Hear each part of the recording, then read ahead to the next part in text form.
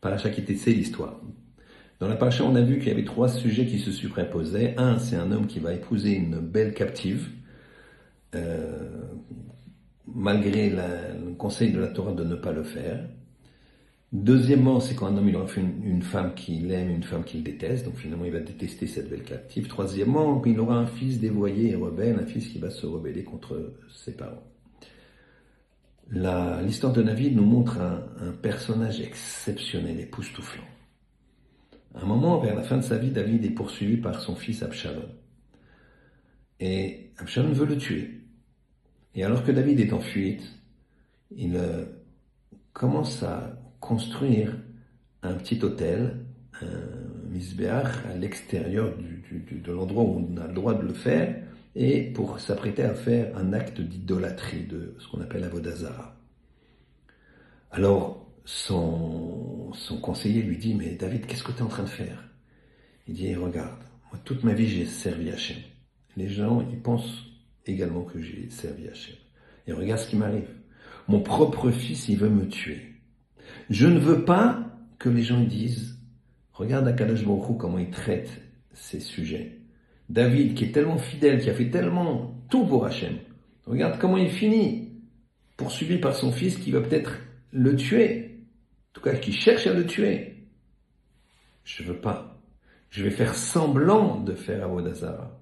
Mon cœur, s'il est pour Hachem. Mais justement, pour pas que les gens ils disent, regarde la récompense qu'il a, quelqu'un qui sert Hachem. Alors je fais Avodah Zarah pour que les gens ils se disent, voilà les souffrances que j'ai, c'est à cause de mon propre comportement. Que devant les autres, j'étais entre guillemets un tzaddik, mais qu'en fait j'étais un rachat. Pour ça que je préfère faire Avodah Zarah en public, pour la gloire d'Hachem, que les gens ne disent pas que Hachem, chas v'shalom, il ne récompense pas les justes à leur juste valeur. Et à ce moment-là, son conseiller lui a dit, mais mon cher roi, tu sais pas que dans la Torah, il y a smuchim. Smuchim, ça veut dire que quand des sujets sont les uns après les autres, ils sont liés. Il dit, bien sûr, il y a smuchim.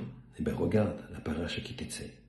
Quand un homme, il épouse une belle captive. Or, toi, Absalom, sa mère, c'est une belle captive. Qu'est-ce qu'il a finalement? Un fils dévoyé et rebelle. Alors, t'as pas besoin de faire Avodah Zarah. Les gens, ils savent que tu as épousé une belle captive et finalement, cet enfant, il est dévoyé et rebelle. T'as pas besoin de montrer la raison de cette révolte de Absalom contre toi. C'est parce que c'est le fils d'une belle captive. David a remercié du profond du cœur son conseiller et il ne s'est pas prosterné, il n'a pas fait semblant de faire Avodah Zarah. Mais regardez la grandeur de David, extraordinaire.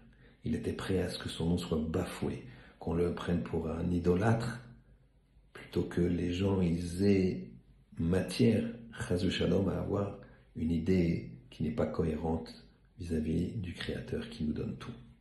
Qu'Hachem nous aide à comprendre que Akadosh Baruch Hu, il nous donne tout, le remercier, lui dire merci en toutes circonstances. C'est ça la recette du vrai bonheur. Shabbat Shalom.